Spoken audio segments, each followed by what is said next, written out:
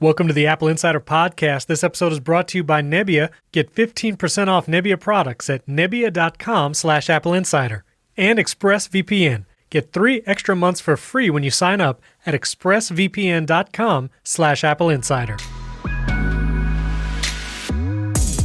Welcome to the Apple Insider Podcast. This is your host, Stephen Robles, and joining me this week is my friend across the pond, William Gallagher. Well, I can't even say your name today. William Gallagher. How you doing? I'll take anything. Or you. I respond to that as well. I'm very particularly well this time. Thank you. How are you? That's great. I'm doing well. I'm not sure why I couldn't pronounce Gallagher. I'll keep that in the show, though, so our listeners can enjoy that mispronunciation. If you listen to our HomeKit Insider podcast, you'll hear me mispronounce many things. So if you want to enjoy more mispronunciations. But, William, you just shared with me before we jumped on the call that you have 5G in your home. What happened? Well, I'm in the UK where 3, my carrier, has promised it's been rolling out slowly. And a couple of weeks ago, I suddenly found I had 5G at a local shop. And then 2 or 3 days ago, I found I had 5G in my bathroom, but not in the office. And as of now, it's everywhere. I can sit at my desk. And bless it, because I was doing a 6-hour Zoom workshop and my internet Wi-Fi went down in the middle of it. Wow. I did the rest of the session, 2 hours of the session, tethered over 5G, and nobody could tell the difference. It was, wow, gorgeous. That's amazing. So what is the speed? I mean, if you run a speed test, what are you getting? Well, that's the one thing that makes this good and bad. I mean, I had begun to think that 5G was a bit of a joke, because here in the UK, like everywhere outside the US, we can't get Wave. Even if Wave 5G is available in your area, iPhones will not recognize it. So we're on the kind of diet 5G, and I didn't think I was going to get much from it. But that first moment when it had, I did a speed test, and without it, over regular Wi-Fi, I was getting about 60 megabits per second. And then when I turned it off Wi-Fi and onto 5G, I got 522 megabits per second. What? And then 2 hours later, it was actually slightly less on 5G than over Wi-Fi. The range is different, and that's download speed. The upload speed is crazy. When I had 522 down, I had only 5 up. Right. And then later, when it was back to 60, I had 30 up. So I think they just haven't finished fitting all the bits yet. But it was at its best. It's so much better than I was expecting that it's great. So that is not Wave, but just like standard 5G, and you still got up to 500 something megabits per second? Yes. I didn't know that was possible, but I took a screen grab of the speed testing in case I was misreading something. Yeah, send that to me. Which I have done before. Here in the States, I was able to find one spot here in Florida where I got the Wave on AT&T. They call it the 5G Plus, and I got like 1,500 down. But it was literally like a 20 square foot area of a parking lot where I could get it. Yes. And the normal 5G that you get on AT&T or even Verizon, you're dealing in maybe 100 or 120 megabits down at the most. Maybe you can get up to 200, but you don't see much faster than that on any carrier here in the States. So to get 500 something on just like regular 5G, that's pretty great. And 3 is the carrier that you were using in the UK. So yeah. If other UK listeners, if you're using a 3 or a different carrier and you started getting 5G recently, we'd love to see screenshots of what speed tests you're getting. It's pretty fast, though. I mean, a pretty fast rollout then. I mean, you didn't have it a couple months ago, and now it's there. No, I have now sent you the screenshot, so please look at it and then patiently explain to me that I was reading the numbers backwards or something. I'll accept anything. No, that is accurate. 522 down. That's impressive. Very cool. I was once on a BBC radio thing. I was driving a sports program. I wasn't presenting. I was just doing the technical side, and a cricket score came in. And as required, I fed the news to the presenter. But it was an exceptional news. It was a record-breaking cricket score. And because he knew I knew nothing about sport, he refused to say it on air because he was certain I'd misread the numbers. So I've got form on this, and I'm not proud of it. It's all right. Well, there is proof in the screenshot, so I'll use that as the chapter art for this little segment, and so listeners can see that now. Excellent. We need to talk about some of the Apple Car rumors that have been bubbling to the surface the last couple weeks. It is heating up, some analysts even saying that there's going to be an imminent announcement of Apple talking about who they're going to partner for manufacturing with this Apple Car, maybe even in the first half of 2021. So a couple of points of interest. One is this analyst called Daniel Ives. He says that Apple entering the electric car market is now a matter of when and not if. That was in a note to investors. And some of the top choices for manufacturing is supposedly Volkswagen or Hyundai. There's been all kinds of rumors kind of in and out saying maybe they were in talks with Kia or Nissan and Renault. Again, all rumors and speculation on that. But another analyst says, this is Adam Jones, and this was in a note to investors, to Morgan Stanley Auto and Shared Mobility, that the Apple Car is coming and it's not going to be a traditional experience, meaning no steering wheel. So this would be like a total self-driving car. So again, while this is all just kind of notes to investors and analysts saying it, it does appear like Apple is certainly doing work. We've been reporting on it since like 2014. I'll actually put an article in show notes that kind of shows the whole history of how this has been going. And I think it was in 2015, AppleInsider actually had the Project Titan article where we really kind of uncovered a lot of the details, at least that could be known at the time. And now it looks to be imminent. Even Bloomberg is reporting that Apple has more than doubled its autonomous car road testing last year. But the electric vehicle market is definitely picking up. Even with GM made the announcement that by 2035, they're going to make only electric vehicles, no more gas-powered vehicles by 2035, which sounds like a long way away, but it's really only 14 years. So 14 years, GM, one of the biggest manufacturers here in the U.S., not going to make any gas-powered cars. So just wild to think. I mean, I have to imagine that an Apple car physically existing in a place where we could see it and touch it, I mean, it's got to be at least 3 to 5 years off, don't you think, William? I'm wondering if there's a team in Apple that's secretly giggling about all this, because the truth is they're making a range of toy cars. Oh, it's not a big thing at all. It's just a little thing, a HomePod mini-shaped car to drive around. Yeah, it could be, I don't know. Yeah, it's hard to see the leap to the final stage, the launch, the reality of it.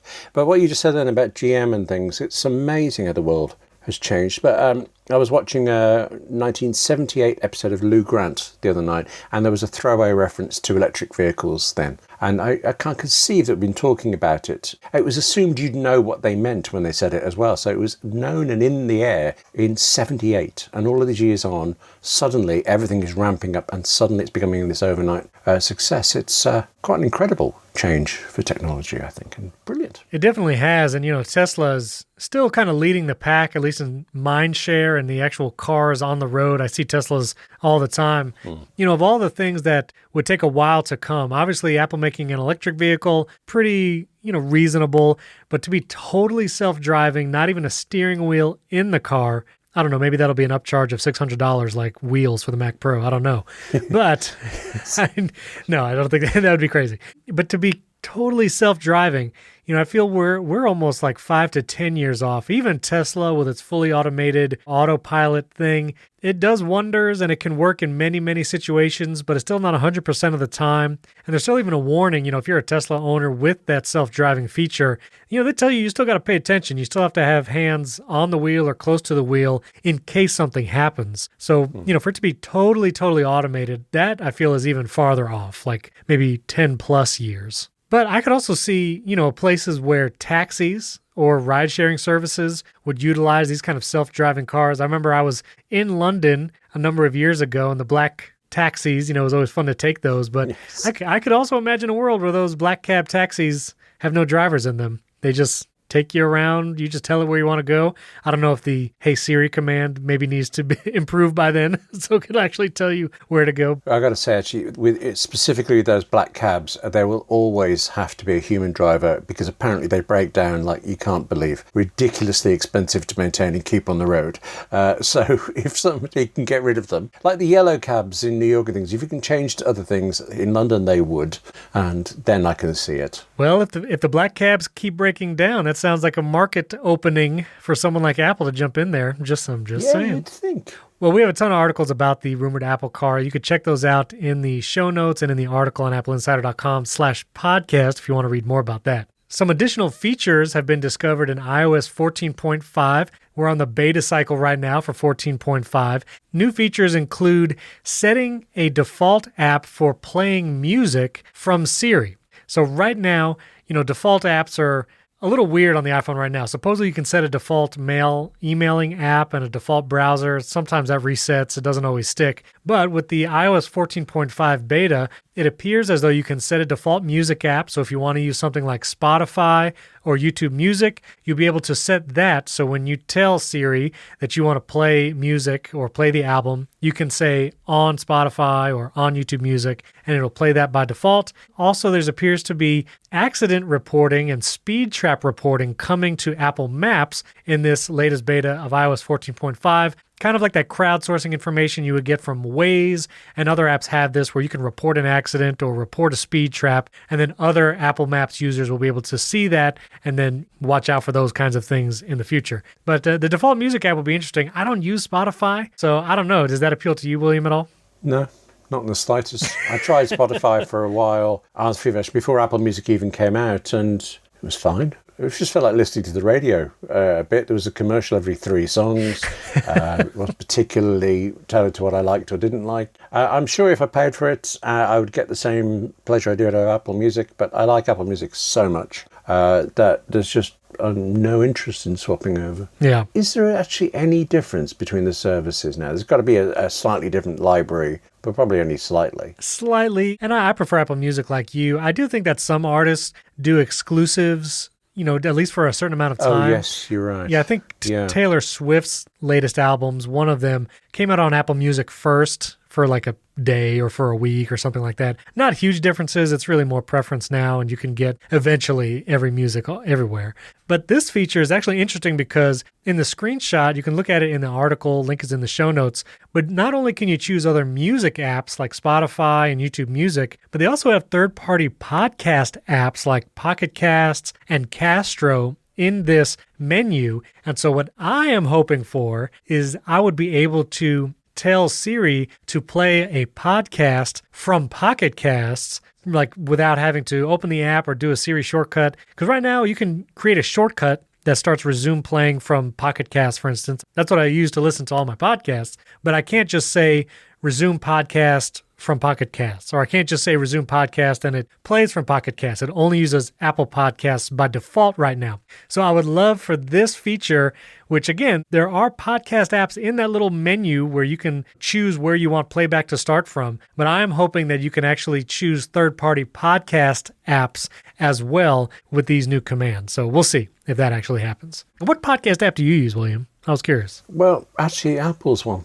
I've looked at others, I try them, I go to them for a while and I come back. Most of them seem to offer features that I don't want, like the ability to speed up a podcast. If you want to get through a podcast quicker, read the transcript. I'm a radio background. I think things are built to be listened to a certain way, and if it isn't doing it for you, if you don't like it, find a show that is. So just speeding it up too quickly, it doesn't appeal. Cutting out the silences, it just feels pointless. So there's the big selling points of other alternatives don't do it for me, and I end up coming back mostly because it's the one that plays when you ask for a podcast by default. Right. So maybe if I could change to something, I would stick. But not. I know people complain about Apple's podcast app, but I'm just fine with it, really. But as you say, Pocket Casts is your choice. Yes, because I don't change playback speed like you were saying. I don't prefer that. I don't like having this silence stripped because, that affects how a podcast flows and all that. Mm-hmm. What I really like about Pocket Casts is the flexibility of adding new episodes to like the queue or the up next queue, because every podcast individually, you can say, automatically download it, give me a notification, yes or no on both of those, and then you could say add it to my up next queue, and you can say add it to the top of the list or the bottom. So let's say you have a favorite podcast, like AppleInsider podcast, of course. You could say, so when a new episode of AppleInsider comes out, download it automatically, send me a notification, and add it to the top of my up next list. So whatever episodes I have in the queue, that AppleInsider will jump the list and be played next once my current podcast ends. In addition to that, you can actually set custom skip intro points for each podcast you listen to. Oh, yes. So let's say you have a podcast. Yes. And then let's say you have a show where for the first 2 minutes they're going to be doing ads or some kind of intro that you've already heard a 1,000 times, you don't want to hear it anymore, you can set it to skip the first 20 seconds or the first minute of an individual podcast, and you can change that setting show to show. And so I do that on some of mine where I know there's like stock intros every week. And so I do that. And then the last killer feature that I really like is if you want to listen to a specific episode of a podcast, but not have to subscribe to it, you can search for that podcast or episode, look at all their episodes in the list, and then just add one episode to your queue or your up next list, and you don't have to subscribe automatically. And so I like being able to just add a single episode from a show. Oh, and one other feature, this is not an ad for Pocket Cast. They've not given me any money, but it is my favorite podcast app. And the last thing is you can share a link that jumps to a specific timestamp in the show. And there are other podcast apps that do this. Overcast does it. I think Castro does it as well. But if I want to share this, like from this moment, so when someone clicks the link that I share, it jumps to, 15 minutes into the show and they start listening there, you can actually share that current position in episode. In Apple Podcasts, you can share an individual episode as a whole, but not a specific timestamp. So all those features together, I really love Pocket Casts. There's also a great web player, and it syncs across my devices. I have it on my iPad and my iPhone. So I don't know, Pocket Casts for the win. You had me at that skipping intros bit, because there's 2 podcasts I listen to where they're really, really good, but the first 5 entire minutes are numbingly tedious. One of them has the presenters talking about what drink they're drinking this week. And so, it's always tea with me, so I don't get it. Right. Another one has fantastic interviews, but I cannot, how do they fill all this time beforehand not saying anything? But they right, I'm sold. Pocket Casts, I'm after it. Thank you. All right. Next time we're in the show, I'd love to hear your experience with it because I do love it. It's been great. This episode is brought to you by the Nebia by Moen Spa Shower. You've heard me talk about Nebia before, and I have to tell you I am still using it and still love the shower experience that you get with the Nebia by Moen Spa Shower. If you didn't know, Nebia started in Mexico City where water shortages were a big problem. They came to Silicon Valley to raise money, and none other than Tim Cook himself was one of Nebia's first investors. The Nebia product was developed by former Tesla, Apple, and NASA engineers to create a superior shower experience while saving water. That's the whole mission of the Nebia company, is to save water while giving you an incredible shower experience. And to date, Nebia has currently saved over 175 million gallons of water. It might be a little intimidating to think about changing out your entire shower head. And I'm not a super do-it-yourself guy, but listen, when you get your Nebia by Moen Spa Shower, all the instructions and parts and everything you would need to install it in your home and replace that old busted shower head, Nebia provides everything you need to replace that old shower head, from parts to step-by-step instructions, beautifully designed, and they look great. I was actually able to do it myself in just about 15 minutes to change out my whole shower head. It's a super easy install. You don't have to be intimidated by that at all. And once you get it installed, you will not go back because it is an incredible shower experience. Not only does it have great rinsability, and I learned this word from them, thermal comfort, meaning it gets really hot, but those atomized water molecules that come out of the shower head and the wand, which I'll talk about in a second, just envelop you with water and it feels great. And not only should you get the Nebia by Moen Spa Shower, which is also height adjustable, which my kids love, but they also have this wand that you can come as an attachment. It uses this little magnetic dome in your shower and the wand hangs on it.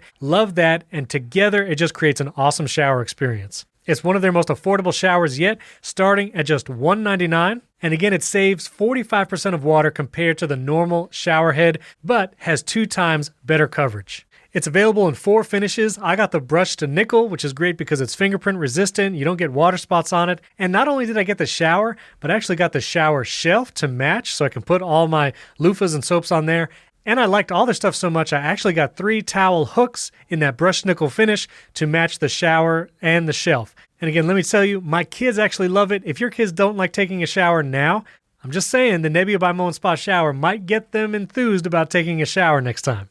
You can get 15% off Nebia products right now if you're a listener of the Apple Insider podcast. Nebia doesn't usually do sales, so this is a great opportunity. So go to Nebia.com/AppleInsider. That's Nebia.com/AppleInsider. Take a look and use the coupon code AppleInsider, all one word, when checking out to get 15% off Nebia products. That's Nebia.com/AppleInsider. Our thanks to Nebia for sponsoring this episode. Well, you actually had an article, William, talking about some rumored technology that Apple might be using to do glucose blood sugar level testing from the Apple Watch that does not need to physically draw blood from whoever's wearing it. This is using something called terahertz radiation, which I've not heard before until I saw your article. But why don't you tell us a little bit about what you found out there? I was the same. I hadn't heard of it either, and I'm looking at all this technical detail, trying to work out what it is. I had help. Somebody explained what it actually meant. Okay. And once I knew, then suddenly I was really into this because although Apple is it's a patent application ease. They're very careful what they say. They don't want to pin things down, and they do want to make things broad. So they never say Apple Watch. They never say glucose or blood sugar, but the technology they're talking about is for that. This is technology that would make your Apple Watch able to measure your blood sugar levels. Now, if you've ever had to have your bloods done, you're thinking, how? I mean, normally one has to be actually prodded with a needle and things like this first, but this would use, in a very similar way to a Apple Watch now uses light and reflections and what light goes out and what light comes back from the back of the watch, and it's working out what's interfering with it and trying to detect what could be blocking certain frequencies of light. This would do the same thing using this, I can barely pronounce it, type of EM radiation. If it works, when it works, it's going to be amazing, I think. There have very recently been quite a few stories that this feature will actually come in the Apple Watch Series 7, and I don't know about that. If it does, I'm buying an Apple Watch Series 7. I think I've just got to try it. But at some point, Apple will get there, but they're not the only people trying it, so at some point, everybody will get there. And yes, the fact that you don't have to prod yourself with a needle is great, but the fact is also, just like everything else on the Apple Watch, it would be able to check this all the time. It could continually look out for things and ping you a warning when there's a change. Or next time you go to your doctors, you could have a complete record,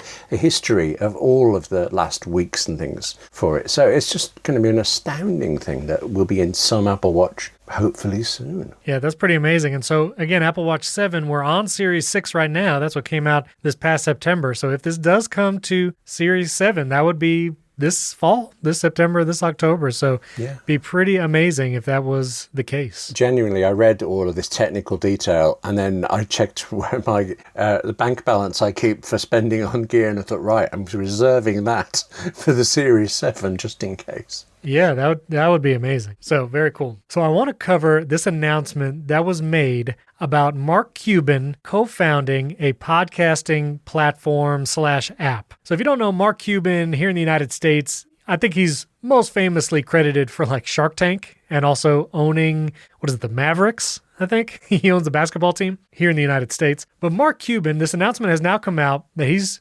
co-founding this podcasting platform that's going to allow podcast hosts to interact live with their listeners. If you've been following kind of the podcast space, there's been an app that just came out recently called Clubhouse. It's by invitation only, but Clubhouse is where you can actually go into like rooms, like think of it as a chat room, but for audio. So you don't type things, you actually speak, like microphones can be on. You might have 3 hosts kind of talking in the room and everyone else is silent, or you can open it up where people can like raise their hand and then be turned on and you can hear them talking in the room. So that's Clubhouse. And it looks like Mark Cuban is creating this service to directly compete with something like that and give podcasters this ability to interact with their fans. He's calling it a podcast platform, so it might be more than just an app. It actually might be a hosting platform where you would actually put your MP3 files and create the feed as well. Unsure about all that. But what is most interesting about this announcement is he is calling it Fireside, or him and the co-founder are calling it Fireside. But Fireside already exists. If you didn't know, podcaster Dan Benjamin, he started 5x5.tv, one of the long-standing podcast networks. He actually started his own podcast hosting company called, guess what? Fireside. It's at fireside.fm. And the reason why we know that is because the Apple Insider podcast actually uses their hosting services from fireside.fm. So this announcement came out earlier this week, and Dan Benjamin, he recorded a video and he mentioned on a couple podcasts. Actually, he made a statement to The Verge. I'll put the Verge article in the show notes. But he was like, nobody reached out. Nobody asked about the naming. You know, he has the trademark and all that. They just announce it with the name and that's it. No one contacted Dan Benjamin at all. And if you Google Fireside, you know, the Fireside, Dan Benjamin's hosting service for this podcast comes up like right there on the first page, first results.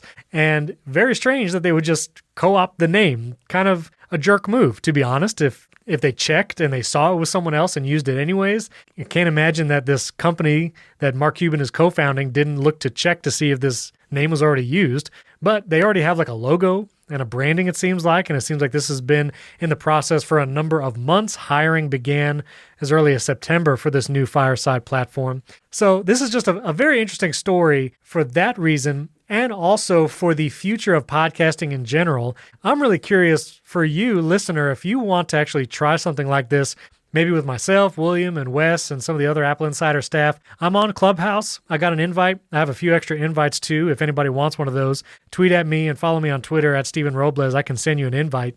But if that's something that you would like to use or see, let me know. We can jump on Clubhouse and try it. But very curious of how this might start shaping the future of podcasting. It might be less and less a presentation type, you just listen to it. While I'm sure that will always exist, this looks like it's going to start creating a more interactive podcasting platform now with Clubhouse and with this thing that Mark Cuban is doing. But am I wrong, William? Is this kind of like a jerk move for this Mark Cuban, this like huge figure in American business, owner of a NBA basketball team, to just kind of use this name and not even check if there's another company by the same name? Basketball, of course, when you said the Mavericks, I thought it was the country music band, which I like very much. Oh, no. I was surprised they weren't. Okay. No. I hate to say this, but it sounds a bit Apple-like, doesn't it? Oh, I my mean, goodness. iPhone had similar things. Yeah.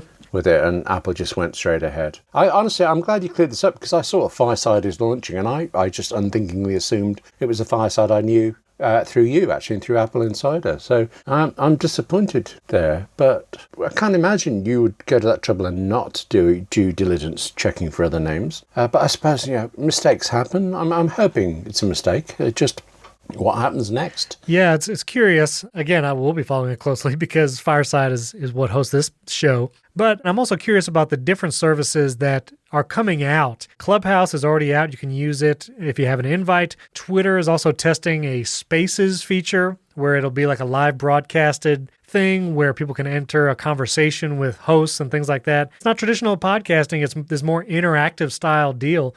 But I'm very curious what the future of this would hold. Listeners, if this is something that you're curious about, or maybe you've done some Clubhouse stuff and you'd like to talk more about it, I'd love to hear from you on Twitter. I've also seen some podcasts where they'll release a show. Let's say the show comes out on Friday. Then Friday night, they'll like schedule a Clubhouse session and they'll say, hey, join us at 8 p.m. Eastern tonight.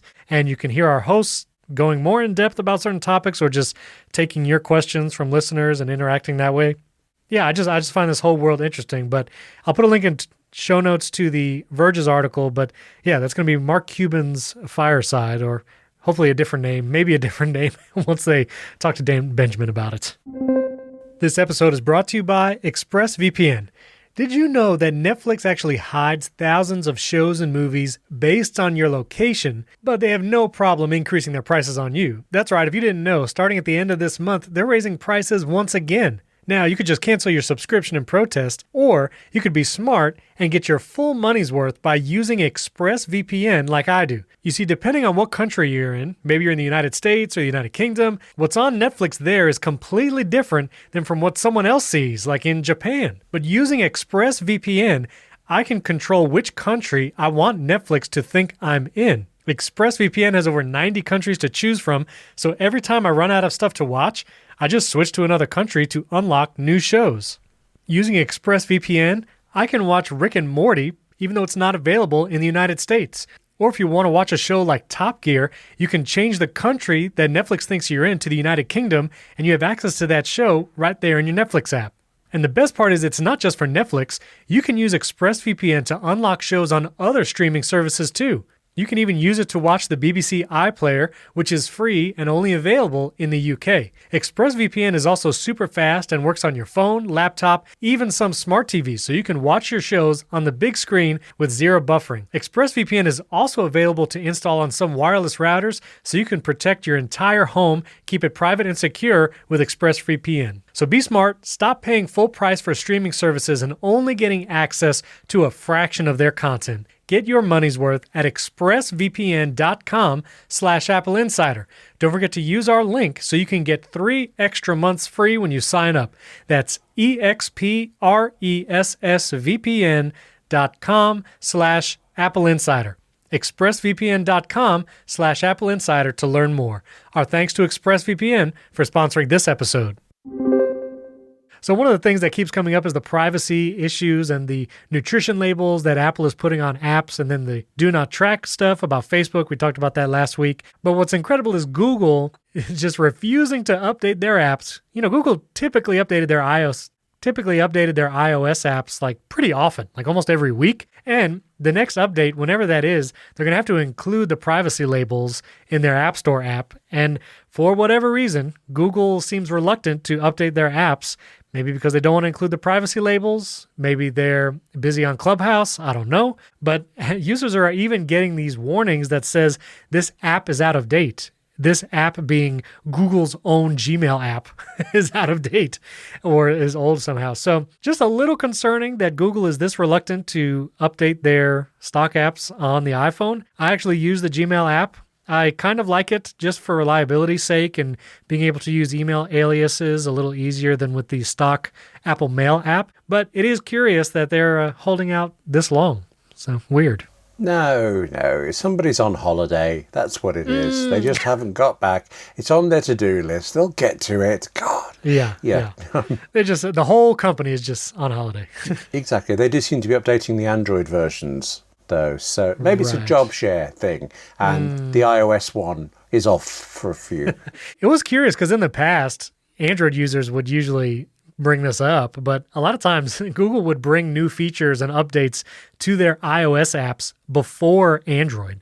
So sometimes like a Gmail app, or I can't remember what other app it was, but like a lot of times iOS users would get the better Gmail app before Android users. So strange, but then again, this is now even more telling that they don't want to update it, seemingly because of these privacy labels. So they've apparently removed the warning that says this app is out of date, but of course, I'll put that image as the chapter art so you can see what that looked like. I do like that. Let's not fix the problem. Let's just take away the image. That's fine. It's still out of date, but that's fine. Yeah, exactly. So I want to mention some macOS macro utilities. And so what I mean by macro utilities, we've mentioned things like Keyboard Maestro in the past, and where you can program a bunch of steps to run on your Mac, whether that's opening and closing apps, opening and resizing certain windows, doing different opening files of things like that. So those are like macros where you can set it up, hit a keyboard shortcut, and your computer will just do a bunch of stuff automatically. One that I've used recently and I actually really like is called Keysmith. It's called Keysmith. I think I mentioned it on the show before, but I'll mention it again and I'll put a link in show notes. It's keysmith.app. It basically allows you to record a bunch of mouse clicks and window shapings and all that, and then you can just run that macro whenever you would like to expedite if it's a task you do all the time. For me, when I'm about to record a podcast, I have macros where it'll open Skype, it'll open Audio Hijack, it'll close this window, and you can even use Apple scripts if you want to get really deep in your macro customizations, but that's Keysmith. But then I also saw that this app has been announced. It's not available yet, but it's supposedly coming later this year, but it's called Freeze Frame. And this is actually 9to5Mac had this story, but Freeze Frame is going to let you save your desktop workspace, basically however you have your Windows set up and apps and all that, or you could take a freeze frame of however your Mac is currently set up, save that, and then there'll be an icon in your menu bar at the top where you can then select one of your freeze frames and your Mac will rechange the, whatever apps you have open and files and stuff, and it'll change your Mac's desktop to that freeze frame whatever apps you need for whatever task you want to do. So it almost seems like an even more powerful macro-style app like Keysmith and Keyboard Maestro, a little more visual, where you can actually see the freeze frame like screenshots from the menu bar when you click it. But I always love these ideas of macros and shortcuts and automating some of the processes. So freeze frame, it looks pretty cool. But for right now, if you want to try out macros, I encourage you to check out Keysmith and Keyboard Maestro, of course. Do you still use Keyboard Maestro? The legend that is Keyboard Maestro. Both of these sound fun, and I hadn't heard of freeze frame. I'll look at it, but I use Keyboard Maestro for all of these things. On a day, any given day, I might be writing for AppleInsider for most of it, but in the morning I'll be doing drama writing. In the evening I might be doing Final Cut video editing of my 58 Keys YouTube channel, and between each one I'll press 2 keys on the keyboard, and it will close all the apps for one, open them up for the others, rearrange the windows exactly as I need for them. So I already have that feature, and it sounds like this is easy to set up. I was slightly fiddly in Keyboard Maestro, but once I'd fiddled, I couldn't tell you how to do it because it's so long ago since I did it, and it's part of my Mac. The functionality is great, so however you get those, good, but nobody could take Keyboard Maestro away from me.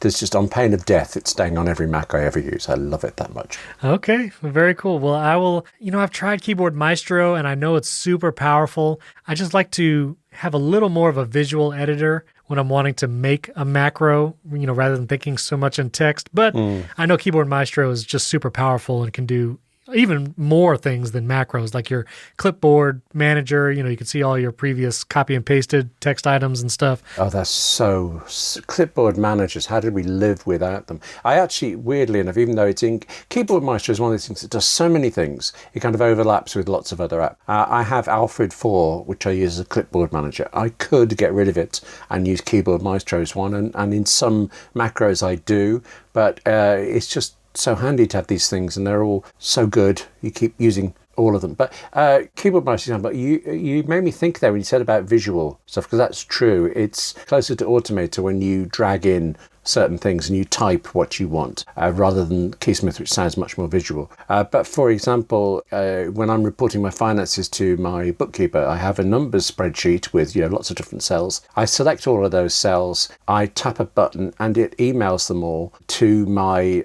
bookkeeper, having sorted through with regex, passing out which figure belongs which, adding some explanatory text that's always the same next to it, and changing this one line of number spreadsheets into a column of text readable email stuff with annotations. And I had to do it once, and it was fiddly once, but I've used it every week for 2 years now, and it's just utterly gorgeous. All Macs should have Keyboard Maestro. See, I like creating things in Siri shortcuts because I just have so many of them, but the one issue is you can't get it on the Mac. And so I am hoping maybe this year at WWDC, they will announce that shortcuts will come to the Mac. I may even jump on the beta for that because I have lots of shortcuts that I'm sure you could do this with Keyboard Maestro, but I have it already in shortcuts. I know how it works. Or even for the AppleInsider article that goes up with every podcast, how I format the links and it pulls the titles and does all the HTML automatically. It's annoying because I have to copy it on my Mac. Hopefully it copies to the iCloud clipboard, and then on my iPad or iPhone, I run the shortcut and then paste it back into the note. So a little inelegant, but man, if there could be shortcuts on the Mac, I don't know, I guess it would be a little bit like Sherlocking Keyboard Maestro and some of these other macro utilities. But even when Apple Sherlocks something, there's always a wide audience for all the various utilities and apps. So I would really like to see shortcuts on the Mac. Well, speaking of utilities and other apps, I actually had a listener write in, I'm not sure if it was an email or a tweet, but David was asking about an app or service to download YouTube videos. Now, this is in that gray area where YouTube doesn't really want you to download their videos as like video files.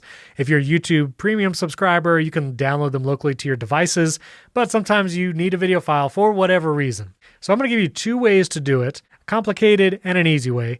The complicated way, not to go into super details or step-by-step, but you can use a utility called YouTube DL, and that's YouTube-DL. It's actually a terminal application that you would use. The easiest way to do it is you can install Homebrew, and there's, you could Google Homebrew and find out how to install that, and then search for YouTube DL, install that, and then you can use terminal commands and things like that to download it. The reason why I mention that, but not go into detail, is I've used YouTube DL and I've found that no video is safe from YouTube DL. I've been able to download not just YouTube either, but like Vimeo videos, random videos on like news websites.